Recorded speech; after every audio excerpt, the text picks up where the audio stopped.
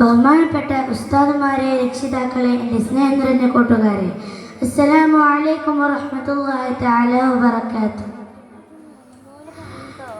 ഇന്ന് ഞാൻ മുത്തനബി സല്ലല്ലാഹു അലൈഹി വസല്ലം തങ്ങളുടെയും പേരുകള്ളൻ്റെയും ഒരു കൊച്ചു കഥയാണ് മുന്നിൽ പറയാൻ പോകുന്നത്. മുത്തനബിയുടെ കാലത്ത് മഹാനുണയനും പേരുകള്ളനുമായിട്ടുള്ള ഒരാളുണ്ടായിരുന്നു.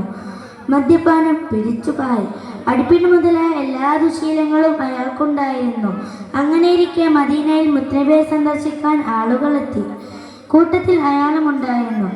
അയാളെ മനസ്സിലാക്കിയ മുത്തനബി പുഞ്ചിരിച്ചുകൊണ്ട് ചോദിച്ചു, മകനെ, നിന്റെ ദുശീലങ്ങളിൽ ഏതെങ്കിലും ഉപേക്ഷിക്കുവാൻ നീ തയ്യാറാണോ? മുത്തനബി പറയുകയില്ലേ?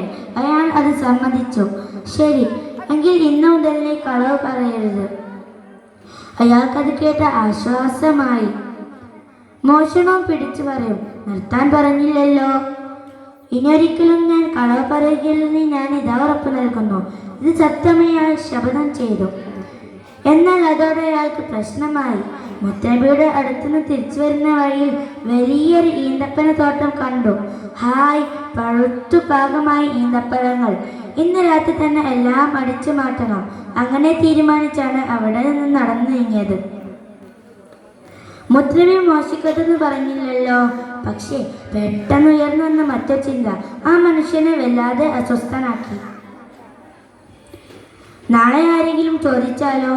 മോഷ്ടിച്ചില്ല എന്ന് പറയാൻ പറ്റില്ല, അത് കളവാകൂലേ? കള്ളം പറഞ്ഞാൽ മുത്തനബി ശപിക്കും. സത്യം പറഞ്ഞാലോ ശിക്ഷ അനുഭവിക്കേണ്ടി വരും. എന്ത് ചെയ്യണം? മോഷ്ടിക്കണോ വേണ്ടയോ?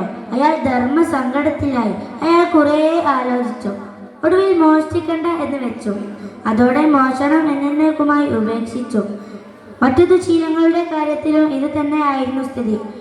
കളവ് പറയുകയില്ല എന്നൊറ്റ തീരുമാനം കൊണ്ട് എല്ലാ ദുശീലങ്ങളും മാറി.